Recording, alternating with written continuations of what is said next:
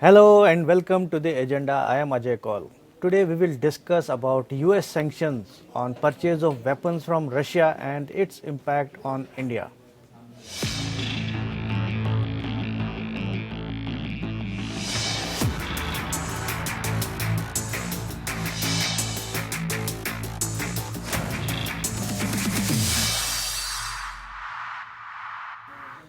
Just recently, the US imposed sanctions on its NATO ally Turkey for buying S-400 air defense system from Russia and warned other countries of the risks of defense acquisition from Russia. India too is in the process of buying 5 units of S-400 missile defense systems from Russia. The USA said there is no blanket waiver for any country for buying Russian or Chinese arms, but the action may not be punitive in nature for a partner and ally like India. In the agenda today, we will analyze this issue and try to understand what impact it could have for India. We have with us retired Brigadier Vinod Datta and Mr. Ravi Gupta, former Director Public Interface at the DRDO. But before we begin our conversation, let's have a look at this report.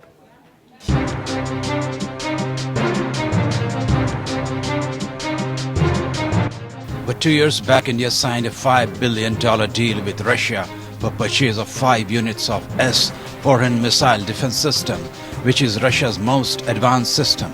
The delivery of this system is expected to be completed by 2025. Last year, India paid the first installment of around $800 million to Russia.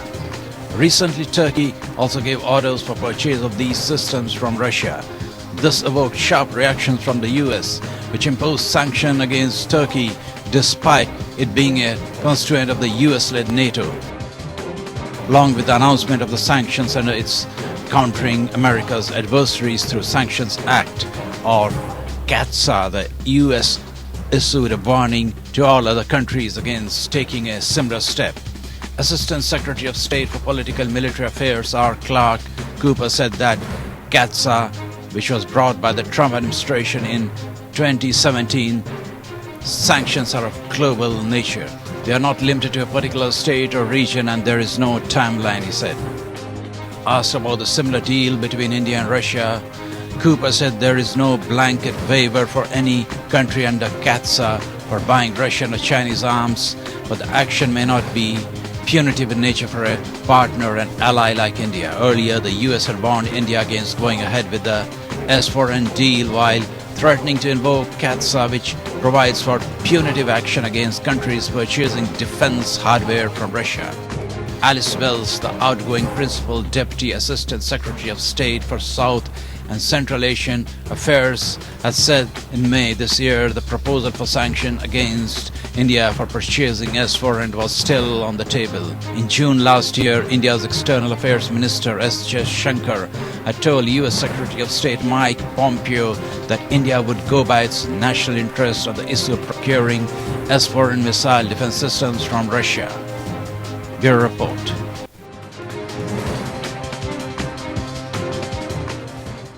Now let's welcome our guests, Mr. Ravi Gupta and Brigadier Vinod Datta. Welcome to the program, sir. I'll begin by asking Brigadier Datta about the US recent decision of imposing sanctions against Turkey for purchase of S-400 missile defense systems, which India is also buying, and there is a looming danger of sanctions. How do you see that? Good evening, Kaul Saab. CATSA basically was promulgated or came into being in July 2017. Right. And the main aim of this federal act is to reduce the presence of Russian equipment and to mitigate the presence of or proliferation of Russian equipment as far as other countries are concerned. So it is a sanction which is against Russia, not against any other country, as it has been clarified by American Assistant Secretary on Political and Military Affairs. And, recently during the geostrategic, implications which the world is seeing. Turkey has also imported S-400 missile system, and the sanctions have been put last week by America. And Turkey has been making an appeal to America that being in NATO ally, if they can be considered and the decision can be reviewed. In last 1 decade, we have seen that America has been furthering its aim of selling the weaponry. And in last, say about 1 decade, we have had, a considerable amount of money which has been spent on import of weaponry ex-America. And America has been able to achieve their aim by reducing Russian presence. Because if you see between 2015 and 2019, from 72%, the Russian import has reduced to 56% as far as India is concerned. So it is basically, a alarm bell which America has rung, and it is also giving, hint to India that they must reduce their footprint as far as import ex-Russia is concerned. Okay, for our viewers, let me first elaborate. CAATSA, C-A-A-T-S-A, is the law under which US has imposed sanctions, as you said, against Russia, but it also applies to countries which are procuring weapon systems from Russia. So any country purchasing weapons from Russia will invite the sanctions. So let me go to Mr. Gupta about this sanctions issue. How do you see the US move, and particularly in the context of India, since we are also buying 5 units of S-400 from Russia? If we have to look at it, at how America is and Russian tie between America and Russia are concerned, well, let them play their own game. But as far as impact on India is concerned, our concern is concerned, I don't think it is going to have any impact. I don't think it can affect our security, our national interest in any way. सबसे पहले हमें ये समझने की बात है. No, Mr. Gupta, let me point out that in fact we signed the deal in 2018 for procurement of 5 units, and after that US had warned India of sanctions, and actually US had warned India against going ahead with the deal, but India has been proceeding with that. So that danger is still there. Yeah. I will justify my statement that this will not affect our national interest. Yeah. In multiple ways. First of all, today we are far more stronger than we were in 80s and 90s. Americans put sanctions against India. Very, very strict sanctions. The result was that we came out stronger. First of all, the US sanctions it is a misnomer that the sanctions are to contain the spread of, kind of a proliferation of arms, and the US wants some kind of a peace. That is not true. Sanctions are primarily commercial. US wants to protect its own economic interests. That is their primary goal. And when sanctions were put against us, the realization in the Western world was that they went against their interests. It caused more damage to their economic interests rather than giving any. See, if it was because of our nuclear explosion, then today we are one of the strongest nuclear power in the world. But the same companies which had withdrawn in 1990s and the initial part of the next decade, today they are lined up. They want business with us. So the sanctions are primarily an economic weapon, not a kind of a military weapon. Now coming to why it will not affect as far as the S-400 is concerned. First of all, I don't think US will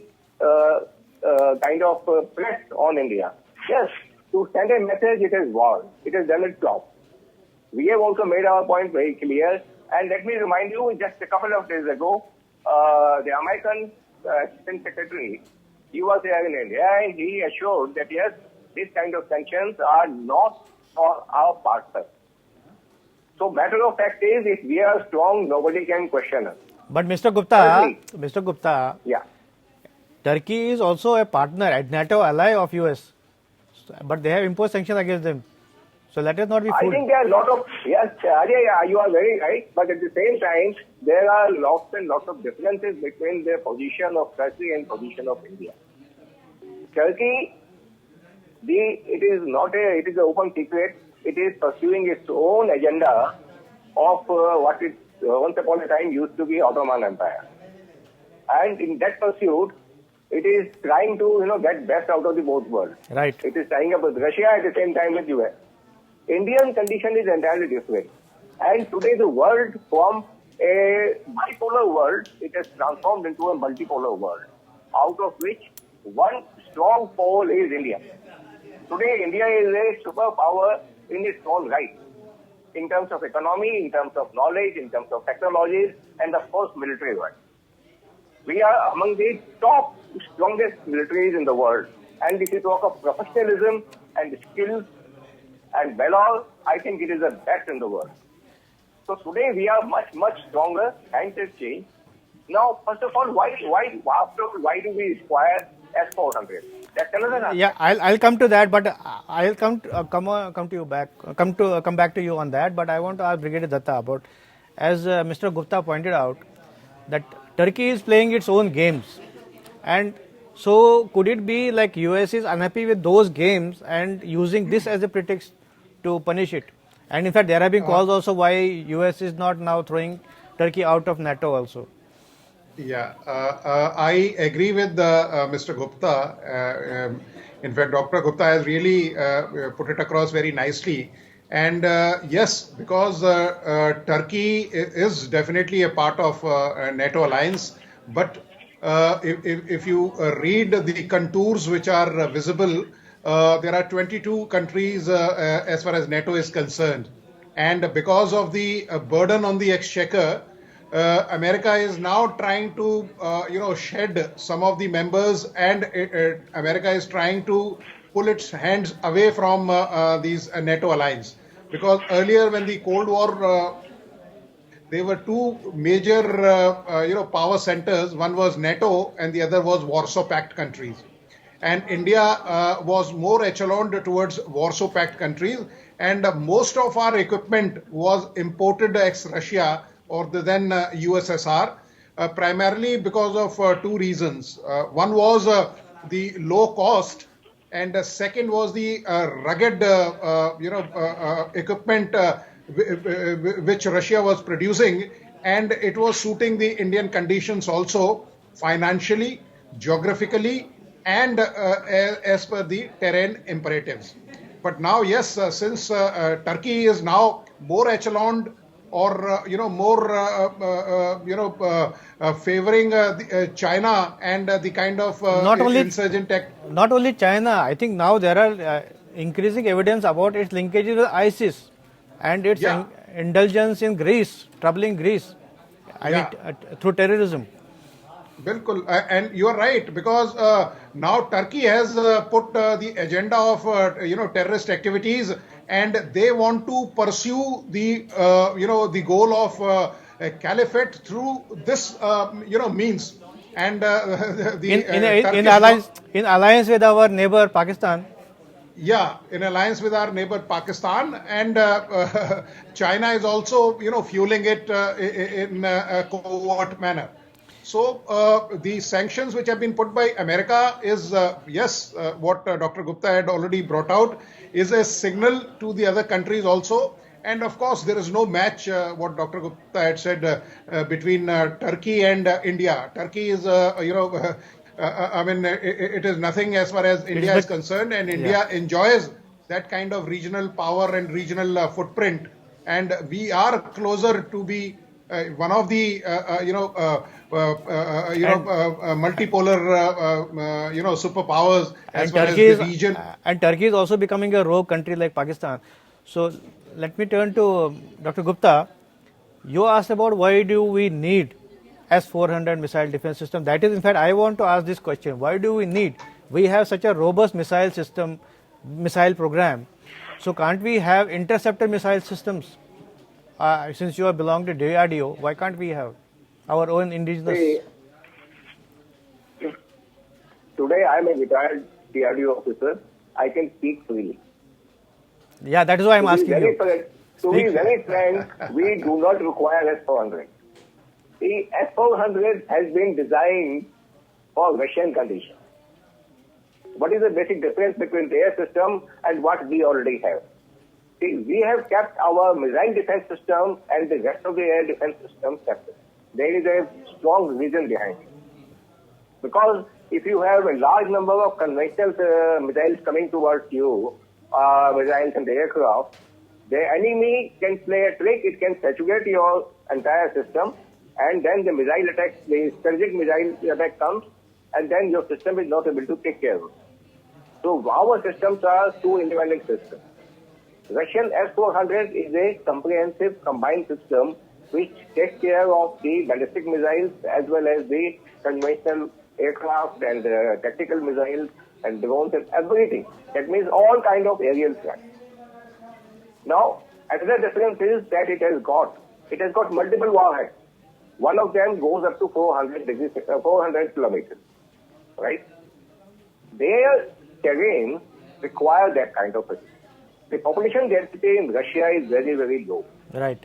Now tell me, suppose I have to defend Delhi, and the aircraft, the target is about 400 kilometers away. In Ludhiana. Amritsar. Yeah. Why do I have to fire the missiles from here? Right. I will fire from Amritsar itself. I will stop it there and then. But Russia, it is very difficult. They have got huge, vast land, which is very inhospitable. So they can't afford to have so many kind of batteries. They have designed it for their requirement. So as such, we don't have a very strong requirement of S-400. Even if it doesn't come, we can go ahead with it. But yes, nevertheless, okay. For some reason, they must have decided, maybe diplomatic reasons, maybe some other political reasons. But Dr. Gupta, but don't we need, since Pakistan every day threatens us with nuclear attack, don't you think we need missile defense systems? We have indigenous missile defense system. The first test was conducted in 2007, and we had taken up a development in two phases. Phase 1 was fully developed. I won't say operational because that is some kind of a thing which the government has to take care. To what extent make it operational or not. But the first phase 1 had been developed about 5 years ago. It was fully developed. Phase 2, although there is no official announcement, but last year, 2019, March 27, we conducted Mission Shakti. And any country which is capable of taking care of a satellite system, you can presume that it has done the phase 2 also. That is, we can take care of any kind of ballistic missile fired from 5,000 plus kilometers away. So we have our own indigenous capabilities and fantastic capabilities. 2007 we had Mr. Gupta, demonstrated. Dr. Gupta, we had, I think I had done a story that we had a plan to deploy these systems in Delhi, Mumbai, I think in the first phase. So has that been done? Well, I won't comment because deployment is something which the user has to take care. And they have to answer whether to what extent they have deployed. As far as technology part is concerned, the capability is concerned, India has it, DRDO has developed it. To what extent and where to deploy it is the prerogative of the government. Right. That means through the concerned users, strategic forces command. Okay, Brigadier Datta, as you heard Dr. Gupta, that we have indigenous systems. Why do we need imported ones? I will, before I address that question, I will just take, say about on the air defense capabilities. Right. Post 1971 war, Pakistan realized that yes, the kind of forces Pakistan is going to face, they will not be able to match the Indian capabilities. So in 70s and 80s, the air defense system in Pakistan, which is our adversary, they were almost a decade ahead of Indian air defense system. And yes, definitely I agree with you. There is no dearth of air defense capabilities which we have. If you see in last few months, DRDO and various other laboratories like BDL, Bell, and such like they have dedicated 3 major weapon system to army. Like there is a border surveillance system which has been deployed in Ladakh, and it is doing wonderfully well. There is a IMSAS, that is Indian Maritime, a situational awareness system which has been dedicated to the Navy, which was, handed over to the Chief of Naval Staff. And we have Astra missiles, which is, BVR, Beyond Visual Range missile system that has been dedicated. So we have the capabilities, we have the best of the brains. What we require is that we must have, a friendship with the timelines, with the results. Unfortunately, that is not. When we are a name to reckon with in spacecrafts, I find no reason why we can't make aircrafts, why we can't make air defense system. Right. That is one.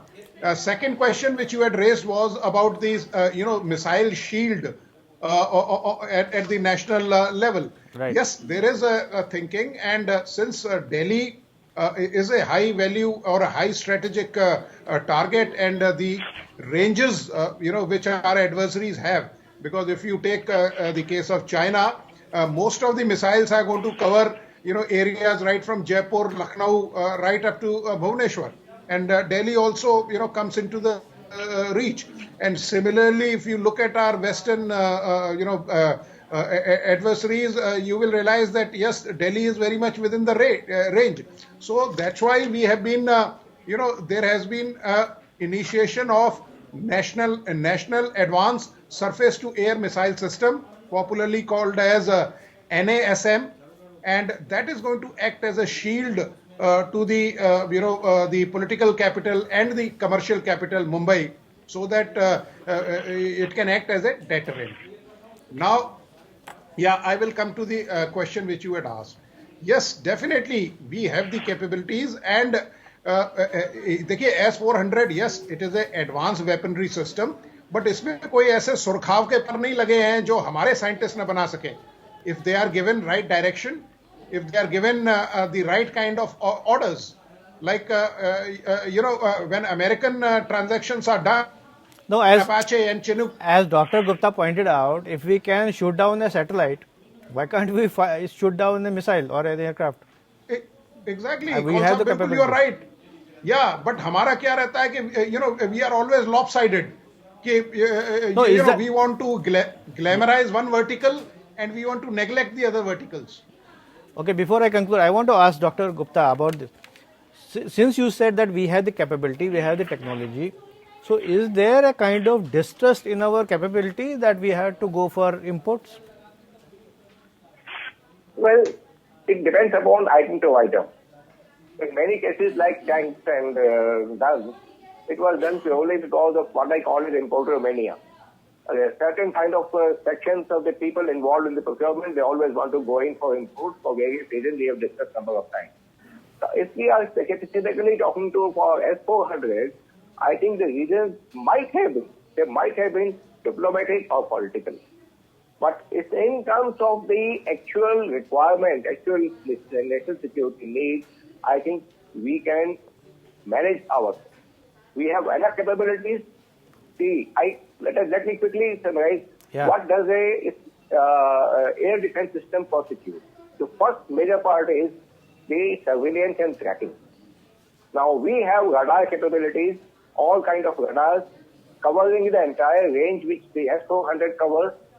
So that part is taken care of. The second part is the missile systems. We have got right from the Akash missile, which is a relatively shorter range, to LRSAM and MRSAM, which covers about nearly 70 to 100 kilometer range, which is, for our conditions, I think it is good enough.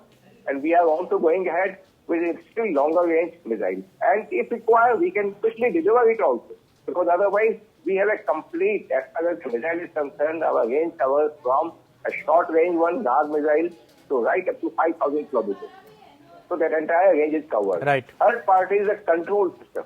The control system, the computers and all the interlinkages, communication, we have already established it when we were designing our indigenous ballistic missile defense system.